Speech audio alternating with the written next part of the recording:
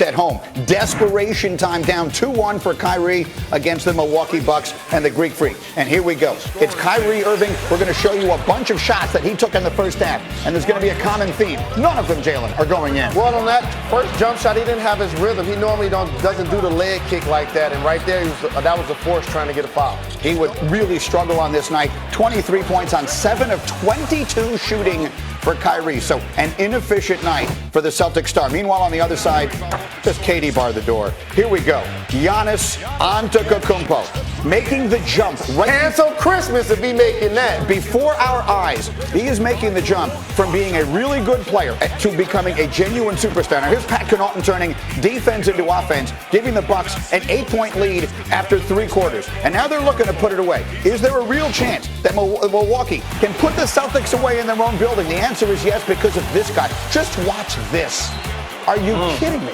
You get him the ball in the free throw line area, the defense has to choose. Do you want to stay with the shooters? He's going to drive and get the end one. How about on the defensive side, Jay Will? Look at Giannis. Look, his physicality, the length he has, he's like a condor chasing you down 24/7. Going the other way, George Hill, no. Giannis, yes. He's everywhere. And now, just look at the face. Look at the determination on the Greek Freak. Here we come. Tell me what you're doing with this. What are we doing with that? By the way, you know a spin move is coming in transition. That's his go-to move. But no one can stop it. No one can stay in front of it. And here comes one more, just for good measure. Oh, come on. Giannis, 39 points, 16 rebounds, a dominating performance. And the Bucks go into Boston. They were down 1-0 in this series. They've won 3 straight, including 2 on the road. They're up 3-1 after a 12-point win. Kyrie, trouble. Missed shots. Shots just didn't go in.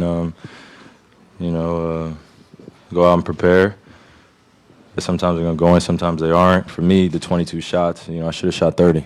It really, I'm not great of a shooter. So I think that just the consistency of just going at it, staying aggressive is always going to put us in a great position. Well, listen, he's right. The Celtics have been terrible on transition defense in this series. Milwaukee has outscored them 91-54 on the fast break. As you see there, that is a plus 37 margin. So there's a lot to unpack coming out of this game. Boy. And we're going to talk a lot about Giannis as the hour continues. But it appears his season is going to continue. It appears Kyrie Irving and the Celtics are on the verge of going out here. What do we say this morning about Kyrie? I said it a month and a half ago, Greeny. We were on the show, and I said the best thing for the Boston Celtics would be if them and Kyrie Irving got a divorce. I just don't see it working. I think the Kyrie Irving era is over in Boston. Look, broadcasters were killing him last night. The last 3 games, he hasn't been finding that rhythm. He's been shooting 30% from the field, 20% from the three-point line. Last night, he had 20 points on 22 shots. That's equivalent to 1 point per 1 shot attempt. And look, I just think it comes from a chemistry perspective. This team, they're built, is different because the way they're built, their offense dictates how they defend. That was not the case last year when Kyrie Irving and Gordon Hayward were on the floor because they had to defend in order to compete to stay in the game. Too much offensive firepower, I think, is a bigger indictment on Brad Stevens, but we'll get to that in a little bit. Look, we can talk about Kyrie all we want. We're giving one guy a hall pass. I hate to tell you, but Gordon Hayward's minus 49.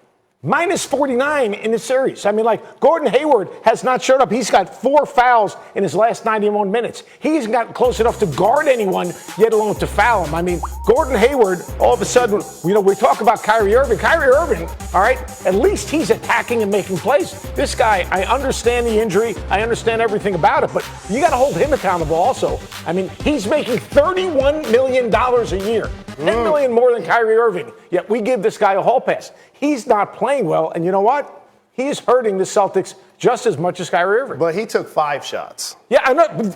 You know why? Because he can't get open for any more than 5 shots. Kyrie Irving not passing him the ball. He had 10 assists. We killed Kyrie Irving. All right. There's levels to this. James Harden and the Greek Freak, there's a reason why both of those guys were 1 and 2 in the MVP race. Kyrie Irving is a really talented all-NBA player, but he's not on their level. And that gets exposed in a series like this.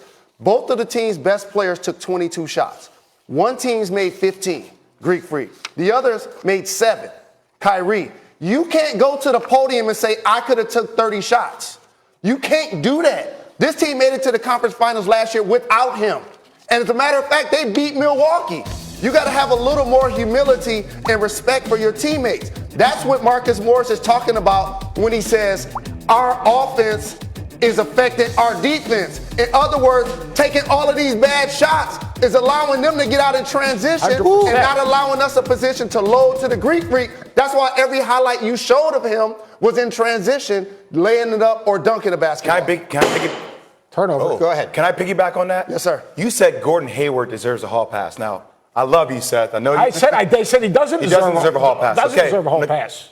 How can we give Brad Stevens a hall pass?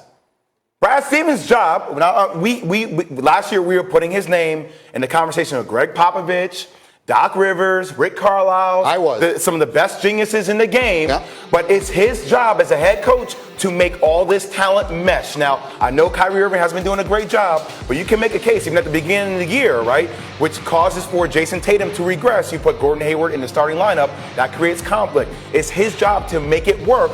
We don't need to give Brad Stevens a hall pass anymore. I don't want the fame, all the frustration to fall on Kyrie Irving's. You're exactly right. But here's the distinction that the Celtics had to make. And I said this the day that they signed Kyrie. They used to be a pace and space team where the ball and the movement dictated who got the shot. Kyrie Irving is a ball-dominated, isolation type of player.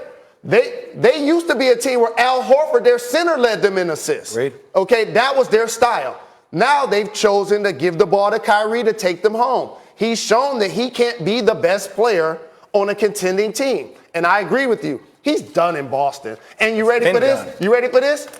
The teammates will help him pack. Oh, yeah. They can't wait for him to leave. They can't wait for him to go. Terry Rozier can't wait for him to get out. All right, I have to pause here, but believe me, we're coming back to this because this is as good as it gets. The bottom line of it is the Celtics have fractured as we worried they might, and this guy's a big part of the reason why. Giannis is taking it to the next level right before our eyes, and I'll explain exactly what that means. Plus, if you think KD moving to another team next year instantly makes them the favorite, think again. We've got a lot to do. Just getting started. Get up on ESPN.